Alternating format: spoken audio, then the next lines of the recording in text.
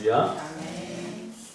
오늘 이 말씀 중심에서 나와 그들이 흘리는 눈물의 차이, 나와 그들이 흘리는 눈물의 차이라는 제목으로 하나님 말씀 증거하겠습니다.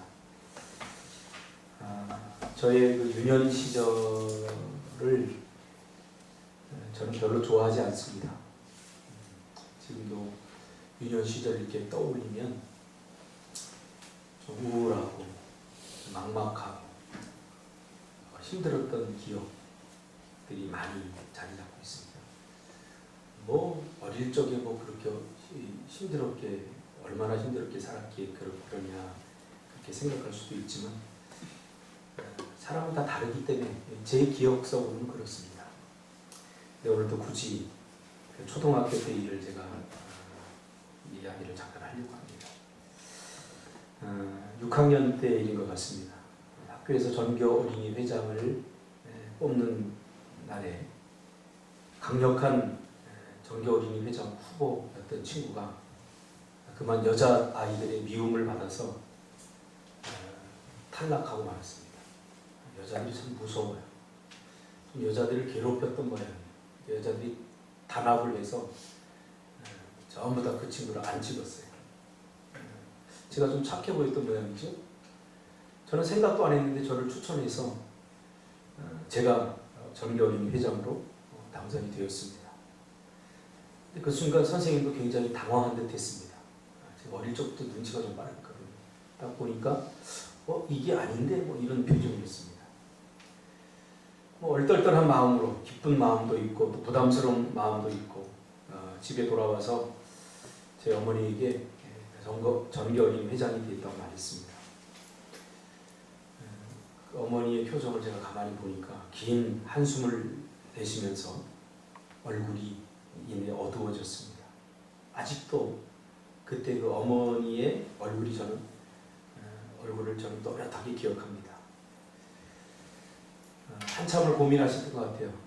그리고 저녁밥 먹을 때쯤 저녁밥 먹는 자리에서 어머니가 그거 안 하면 안 되겠냐 저한테 그랬어요. 왜 어렵게 당선이 됐는데 왜 하지 말라고 하느냐. 제가 화를 내면서 따졌습니다. 그냥 안 하면 안 되겠냐 이 이야기만 했어요. 어머니 계속해서 왜 하지 말라는 이야기가 안 하고, 제가 어머니의 마음을 해야 할 만큼 그렇게 성숙한 나이도 아닙니다. 저는 욕심이 생겨서 반드시 이걸 해야 되겠다 그런 생각이 굳어져 있었습니다. 계속 하겠다고 우기자 화난 어머니가 저를 윽박지르다가 안 되니까 회초리를 들고 저를 때렸습니다. 제가 좀 고집이 있잖아요. 그래도 포기하지 않자 내 강도가 점점 심해졌습니다. 아무튼 다리에 부풀어올 정도로 제가 맞았던 것 같아요. 끝까지 제가 고집을 포기하지 않으니까 어머니가 때리던 몽둥이를 내려놓고 펑펑 우셨습니다. 저는 맞느라고 울고 어머니는 때리다가 몽둥이를 놓고 우셨습니다. 저는 그날 저도 울고 어머니도 울었습니다.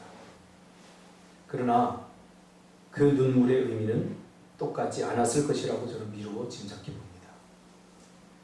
모든 눈물이 다 같은 의미를 지니는 것은 아닙니다. 오늘 본문에는 똑같은 눈물, 그러나 각각 다른 의미의 눈물이 오늘 본문에 소개되고 있습니다. 오늘 우리가 읽은 이 시는 아삽의 시입니다. 아삽의 시란 아삽의 후손들이 보관했던 시다라는 의미입니다.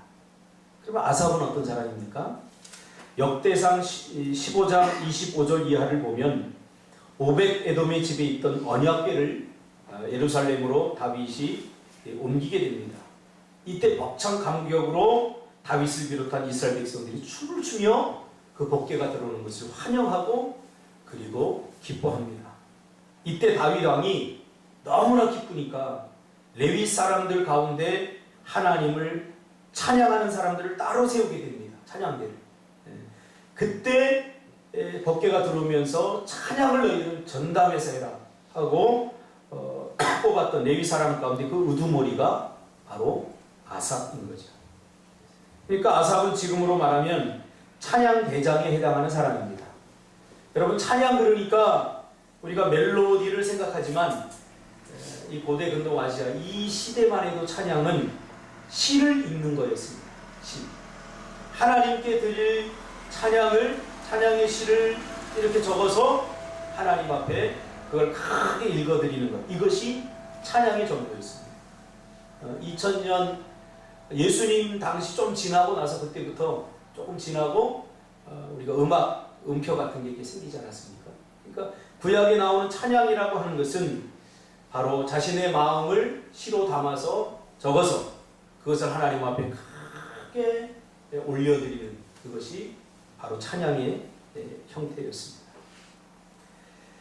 오늘 본문을 이해하려면 여기에서의 눈물과 저기에서의 눈물을 다 우리가 기억해야 됩니다. 이 시에는 여기서 눈물 흘리는 사람이 있고 또 저기서 눈물을 흘리는 사람이 등장을 합니다. 여기서 눈물을 흘리는 사람은 바로 이 시의 저자인 아삽입니다. 가만히 시를 보면 사실 아삽은 자신 때문에 눈물을 흘리고 있는 것이 아닙니다. 그는 찬양대장으로서 찬양과 기쁨이 넘쳐나는 삶을 살고 있기에 그 자신이 개인적으로 자신의 문제 때문에 굳이 눈물을 흘릴 이유가 없는 사람입니다. 아삽의 삶은 평온했고 아삽은 누구보다 행복했고 아삽은 불편함이 없는 그러한 삶을 살고 있었던 것입니다. 자신은 이미 충분한 행복함으로 불행한 이의 삶으로 뛰어들어서 눈물의 고통을 함께 나눌 이유가 없는 사람입니다. 그러나 이 아삽은 자신이 자발적으로 하나님을 노엽게 하고 우상과 죄를 짓는 이 철부지 인생인 하나님의 백성, 즉 오늘 본문이 그들로 표현되고 있는데요. 그들 때문에 지금 눈물을 흘리며 기도하고 있는 것입니다. 5절에 보니까 주께서 그들에게 눈물의 양식을 먹이시며 많은 눈물을 마시게 하셨다라고 말합니다. 눈물이 양식이 되고 눈물이 음료가 되고 있지요. 누구의? 이스라엘 백성들. 왜 그들이 눈물의 양식을 먹고 눈물의 음료를 마시고 있습니까? 바로 죄 때문입니다. 죄는 결국 하나님을 버리고 자신에게 유익이 된다면 우상을 섬기는 일로 인해서 화가 나신 하나님이 채찍을 들었기 때문입니다. 하나님이 채찍을 드시면 하나님의 백성들은 눈물이 그들의 양식이 되고 눈물이 그들의 음료가 되는 것입니다. 구체적으로 하나님이 어떤 채찍을 드셨는지 6절, 7절을 보면 미루어 짐작할 수 있습니다. 다른 나라와 전쟁으로 또 전쟁에서 패배로 곤핍하고 핍절한 삶을 살고 있고 원수들, 즉 적들에게 패하여 비웃음거리로 전락한 상황입니다. 전쟁에서 패하면 호로가 되기도 하고 먹을 양식을 빼앗기도 하고 집을 잃어버리기도 하는 그런 곤핍한 절박한 상황에 이스라엘 백성들이 몰려 있는 거죠. 그 상황을 바라보고 이웃의 많은 사람들이, 우상을 섬기는 사람들이 뭐라고 합니까? 비웃죠. 너희들이 섬기는 하나님이 겨우 이것밖에 안 되냐? 그러면서 비웃게 되죠. 이런 현실을 보면서 이스라엘 백성, 그들인 이스라엘 백성들은 웁니다. 그들이 우는 이유는 딱 한 가지입니다. 단지 삶이 힘들고 외롭고 고통스럽기 때문입니다. 먹을 것이 별로 없고 자식들은 울어대고 그리고 이방 사람들은 그들을 향해 손가락질하는 그 상황을 보면서 자신들의 처지가, 자신들의 신세가 참 불쌍해 보이는 거죠. 그래서 그들이 이스라엘 백성들은 눈물을 흘리고 있죠. 그러나 이들의 눈물에는 희망과 구원이 없습니다. 왜요? 그냥 현실이 힘들고 어려워서 흘리는 신세한탄적인 세상적 눈물이기 때문입니다. 사람은 예수를 믿든 믿지 않든 삶이 고달프고 힘들고 외로우면 누구나 신세한탄하면서 눈물을 흘리기 마련입니다. 그러나 이런 눈물은 하나님의 구원을 잉태할 수 없는 불임의 눈물입니다. 이 눈물 안에는 분노와 온갖 죄의 쓴뿌리들이 뒤엉켜 있습니다. 그래서 그 눈물은 독이 되는 것입니다. 시편 120편에 보면 구원을 잉태하는 눈물을 소개하고 있습니다. 5절에 보니까 눈물로 씨를 뿌리는 자는 기쁨으로 단을 거두리로다. 그냥 운다고 기쁨의 단을 거두는 게 아니라는 거예요. 우리가 오해하면 안 돼요. 그 눈물의 정체가 뭐냐? 그 눈물의 의미가 뭐냐? 이것이 중요하다는 거예요. 사람들은 누구나 외롭고 힘들고 고통스러우면 자신의 삶, 자신의 처지를 비관하면서 신세한탄적 눈물을 흘리게 되어 있습니다. 그렇다고 하나님이 그를 돕는 게 아니라는 사실입니다. 시편 126편 5절에 눈물로 씨를 뿌리는 자는 기쁨으로 단을 거두리로라 라고 말할 때 이 눈물은 구원을 잉태하는 눈물입니다. 6절에 보면 울며 씨를 뿌리러 나가는 자는 반드시 기쁨으로 그 곡식단을 가지고 돌아오리라. 구원의 열매가 있는 눈물이 아니라는 거죠. 지금 그들이 흘리는 눈물.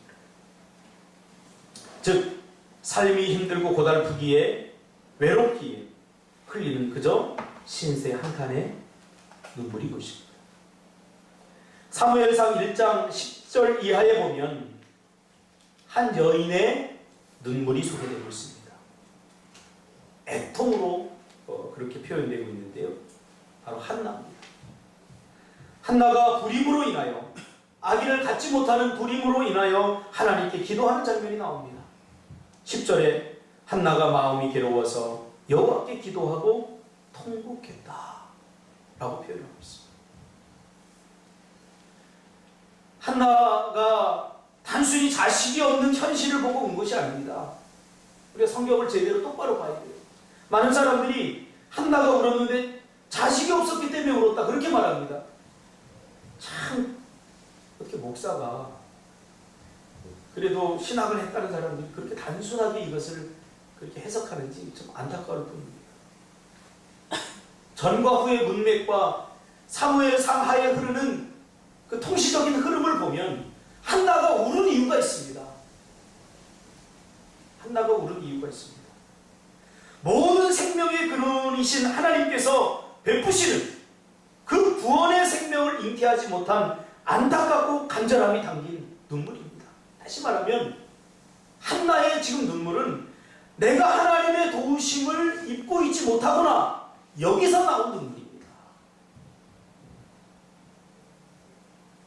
즉 한나의 불임의 상태는 이스라엘 전체의 불임을 우리에게 시각적으로 보여주고 있는 것입니다.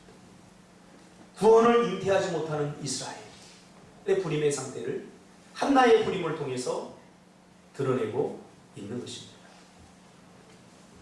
그래서 한나가 눈물을 흘린 것은 단순히 자신의 처지, 내가 아이를 갖지 못해서 너무 힘듭니다.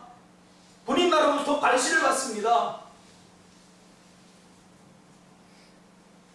그런 자기의 삶의 처지를 비관해서 흘리는 신세한탄적 눈물이 아닙니다.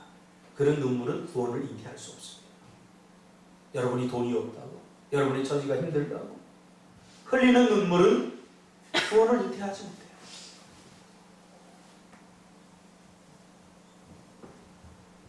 한나의 기도는 그러므로 하나님께 구원을 요청하는 간절한 기도인 것입니다. 이 눈물이 구원을 잉태하는 것입니다. 이것이 바로 눈물로 씨를 뿌리는 행위입니다. 눈물로 씨를 뿌리는 행위. 그제도 저희 공동체를 방문한 분이 계셨어요.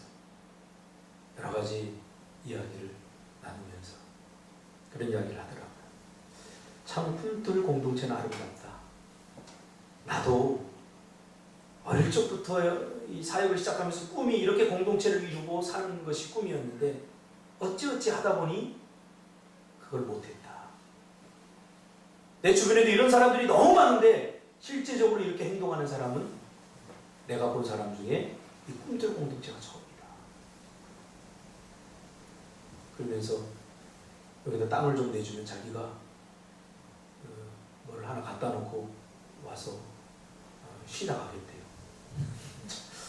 그렇게 들이대는 사람이 있거든요. 내가 가만히 있었어요.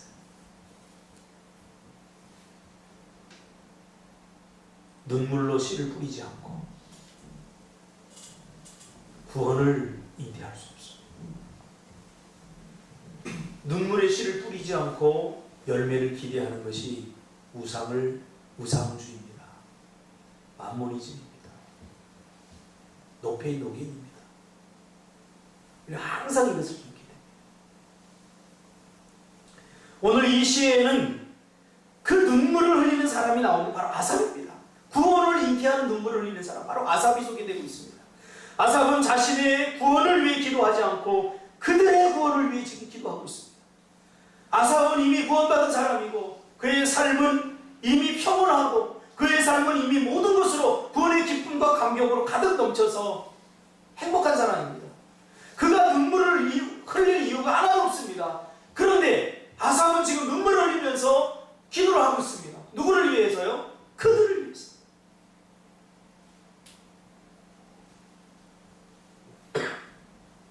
그들에게 구원을 베풀어 주십시오.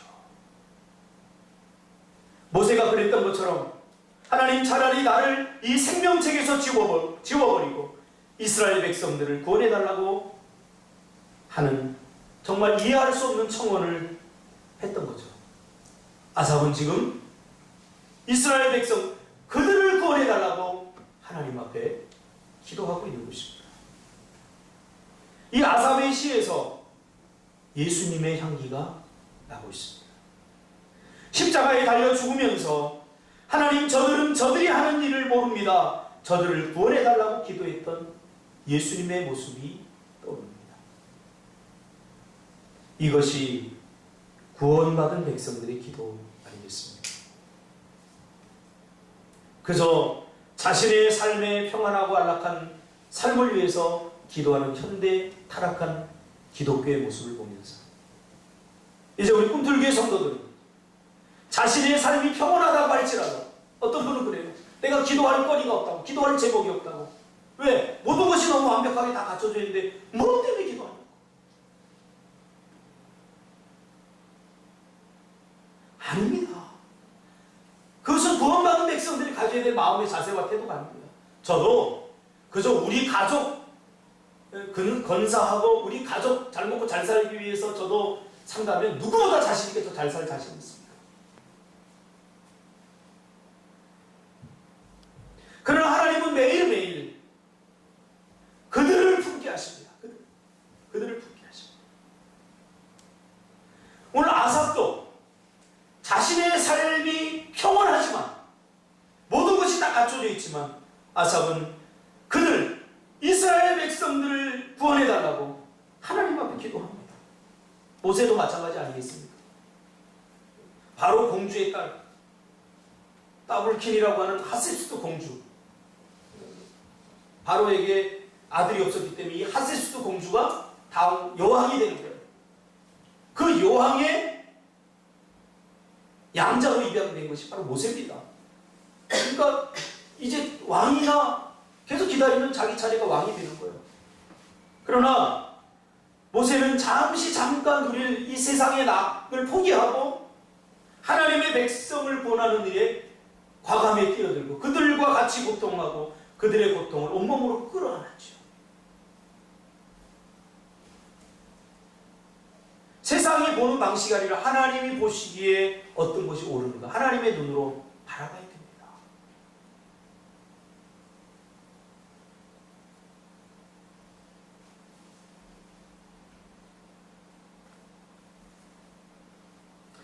그러므로 이미 구원받은 하나님의 백성들은 다른 이의 불행을 기도하지 않습니다. 그들의 아픔을 고소해하지도 않습니다. 원수의 아픔도 껴안고 그들을 위해서 울어줘야 됩니다.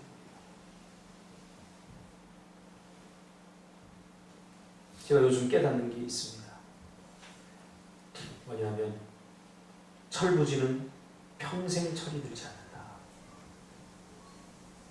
철없는 사람은 평생 철이 들지 않아요. 왜요? 그들이 무엇을 잘못했는지 잘 모르기 때문에. 그냥 그렇게 사는 거예요. 그러다가 자기 뜻대로 안 되면 신세한탄하고 눈물을 흘립니다. 그래서 아삽이 나와야 됩니다. 철없는 그의 구원을 위해서 기도해 줄 아삽. 그는 눈물을 흘릴 만큼 성숙하지 못하기에, 애절하지도 절박하지도 않기에 그를 위해서 눈물을 흘리며 기도해 줄 수 있는 아삽이 필요한 시대가 바로 지금 이 시대입니다.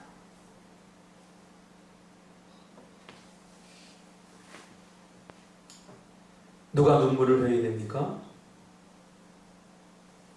죄 짓는 자, 철없는 자들은 구원에 이르는 영적 안타까운 마음으로, 절박하고 간절한 마음으로 흘리는 눈물을 흘릴 수 없습니다.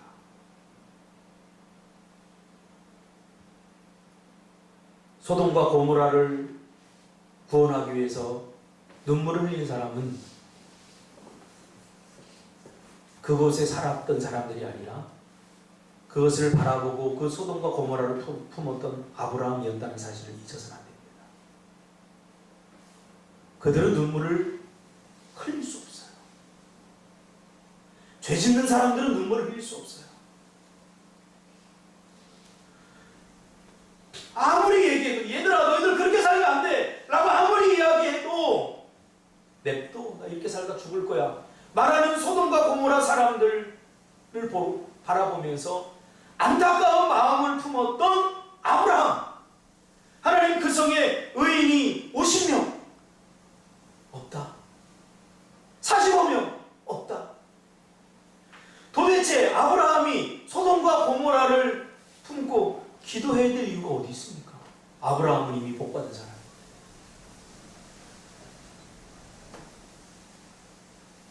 우리 주변에도 보면 그런 사람이 많이 있습니다. 하나님은 여러분들의 눈물을 요구하십니다.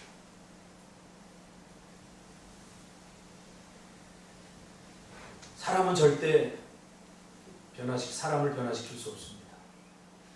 좀 미안한 이야기를 하겠지만 우리 집사람이 예린이를 너무 사랑해요. 그래서 예린이가 있으면 하루에도 몇 번 전화하고 띵동 요것도 뭐 먹었는데 저거 먹으면 살찌는데 또 가서 전화해가지고 먹지 마 하고 참 나보다 훨씬 사랑해요. 하루에도 몇 번 저한테 이야기하고 이번에도 사실은 경제적으로 힘들지만 예린이를 한번 오게 해야 되겠다 그래서 왔어요. 오는 날부터 평화가 깨졌어요. 옷은 저기 하나 얹어져 있고 그 예린이가 없어져서 깨끗했던 방이 주인이 오니까 더 더러워졌어요. 그걸 보면서 마음 속상해 하는 거예요. 어떡하지? 잔소리를 해야 됩니까? 또 예린이는 듣고 싶지 않죠.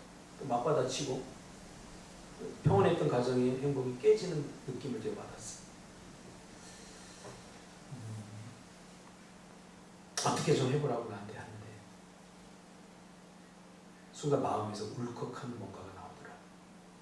뭐 예린이 때문에 흘리는 눈물은 아니지만 이게 하나님의 마음이구나. 아무리 이야기도 안 바뀝니다. 아무리 지적해도 안 바뀝니다. 어떻게 됩니까?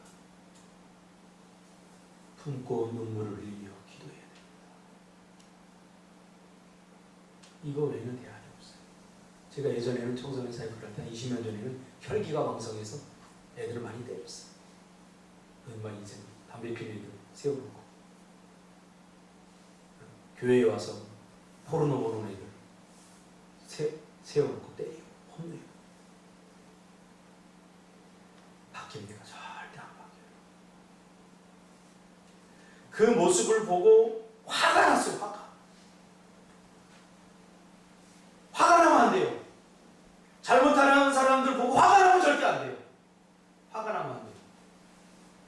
미숙한 상태예요. 화가 나면 안 되고 가슴이 저려와야 돼요. 가슴이 저려와야 돼요. 가슴이 저려와야 돼요. 그래야 눈물을 흘릴 수 있어요. 내가 할 수 있는 것은 아무것도 없구나. 그저 하나님께 맡겨야 되겠구나. 그러면서 눈물을 흘릴 수밖에 없어요. 이게 저희 어머니가 저희들을 위해서, 저희 자녀들을 위해서 흘렸던 눈물인 것 같아요. 지금 조금 가늠을 해요. 성경에서 눈물은 희망입니다. 하나님의 백성들이 눈물을 흘리면 하나님께서 도우시고 회복시키시며 구원을 베푸시는, 구원을 일으키는 촉매제 역할을 하는 것이 바로 눈물입니다. 요즘 저희 사역도 이제 50대에 접어들면서 많이 바뀌었습니다. 예전 같은 많이 혼내고 많이 꾸짖고 했는데 이제는 마음 한켠이 저려와요. 잘못하는 사람을 보면 화가 나기보다는 뭔가 안타깝고 뭔가 마음이 저려와요.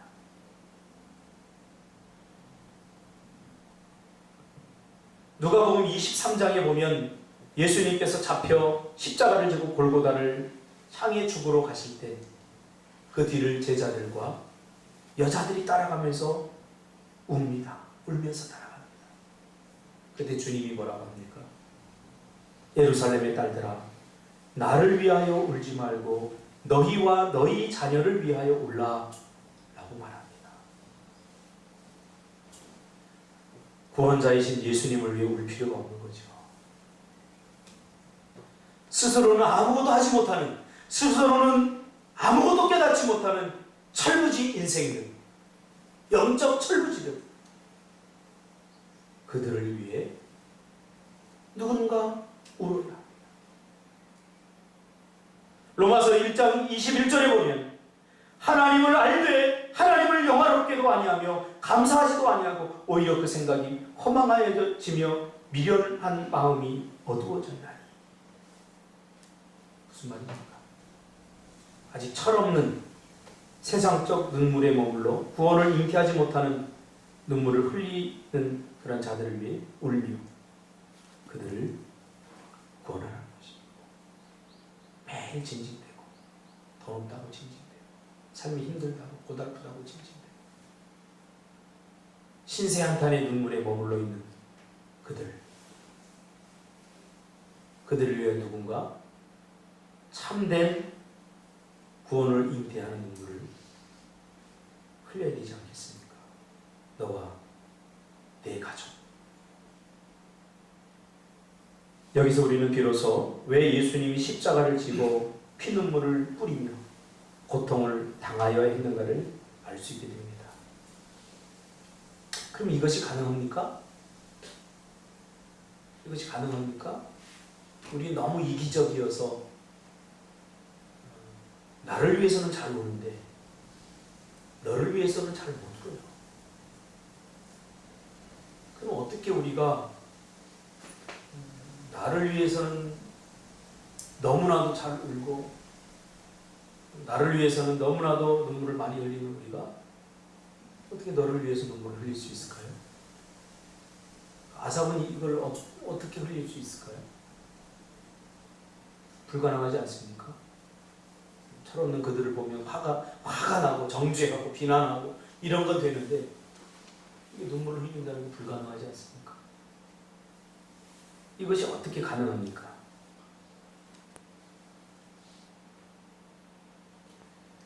저렇게 살면 안 되는데, 저렇게 살면 안 되는 것 뻔히 아는데 말도 안 듣고 고집부리고 자기 멋대로 사는 사람들을 향해 눈물을 흘릴 수 있는가? 불가능하죠.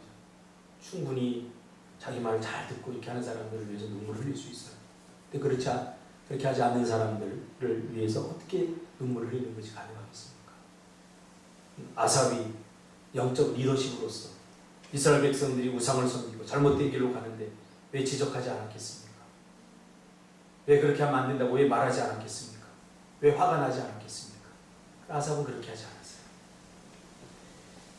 우리는 예수님에게서 이 힌트를 얻을 수 있습니다. 지극히 나밖에 모르고 자기밖에 모르는 우리 같은 나 같은 인생이 다른 사람을 위해 눈물을 흘린다는 것은 불가능하지만 사랑하면 가능해집니다. 사랑하면 눈물을 흘릴 수 있습니다. 사랑하면 안타까움이 생기고 사랑하면 그들을 위해서 기꺼이 눈물을 흘리게 됩니다. 처음에 목회를 할 때 여러분들은 전부 다 그들이었습니다. 그들. 조금 어려우면 뭐 어렵겠구나 이 정도밖에 더 이상 나가지 않아요. 기도 한마디 몇 마디 던지고 나는 그들을 위해서 할 일 다 있다라고 생각했습니다. 그러나 시간이 흐르면서 그들이 내가 사랑하는 사람이 되니까 이젠 그들이 어려움을 당하면 그냥 기도 몇 마디 해서는 안 되더라. 참 밑바닥에서도 뭔가 가슴이 저려오더라. 뭔가 마음이 아프더라.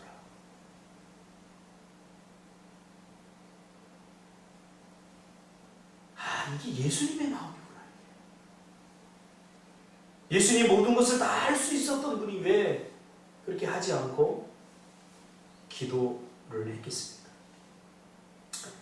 사랑하면 절박해지고 사랑하면 가슴앓이가 시작되는 것입니다. 그래서 그들을 위해서 기도할 수 있는 거죠. 그리고 그들을 위해서 눈물을 흘릴 수 있게 되는 거죠. 그러나 사랑하지 않으면 정죄하고 함부로 비난하고 저러다 벌받았으면 좋겠다라고 말합니다. 그리고 모른 척합니다. 우리는 타락한 자식인 어거스틴을 붙들고, 어거스틴이 14살인가 15살 때 자신 아이를 임신시키잖아요. 그리고 찾아온 여인을, 그 여자아이를 쫓아버리잖아요. 사생아를 낳잖아요. 15살 때인가. 얼마나 방탕하고 타락했습니까? 동네에서 유명한 골칫거리였습니다. 어거스틴. 사람들이 비난합니다. 왜 자식 교육을 그렇게 시키냐고. 못된 놈이라고 손가락질하고 어거스틴하고 어울리지 말라고 이야기합니다. 모든 사람이 다 손가락질할지라도 그의 어머니 모니카는 그를 위해 눈물로 기도했습니다. 이게 어떻게 가능합니까? 사랑하기 때문에 가능합니다. 눈물로 뿌린 구원의 씨앗이기에 기쁨으로 그 단을 거둘 수 있게 되는 거죠. 그래서 그 유명한 어거스틴의 회심 사건이 있었고 지금도 신학의 그 저변에 아주 깊은 든든한 뿌리를 내리게 한 것이 바로 어거스틴의 신학 아닙니까? 하나님 나라 신학을 만들지 않았습니까? 하나님의 도서. 이 구원의 불임 시대에 사랑의 회복으로 구원을 잉태하는 눈물을 우리 흘리지 않겠습니까? 내가 구원받은 것은 아직 죄인 되었을 때 나를 사랑하사 나를 위해 눈물을 흘리고 죽으신 주님의 사랑 때문임을 우리 잊어서는 안 됩니다. 더 이상 우리가 종교 노름해서는 안 됩니다. 그래서 교회 나와서 예배 한번 드리는 걸로 내 할 도리 다 하고 우리가 다른 사람이 하지 못하는 이 제주 땅으로 온 것 때문에 사람들이 여러분을 칭송하고 살아보니 사람들이 우리를 대단한 믿음이라고 말하지만 정작 우리의 신앙은 어떤지 아직도 죄인 되었을 때 우리를 위해서 죽으신 그 주님이 말할 수 없는 탄식으로 우리를 위해서 지금도 눈물을 흘리며 기도하고 계십니다. 제 말이 아니라 로마서 8장 26절. 오직 성령은 예수의 영 아닙니까? 오직 성령이 말할 수 없는 탄식으로 우리를 위하여 친히 간구하시느니라. 기도하겠습니다.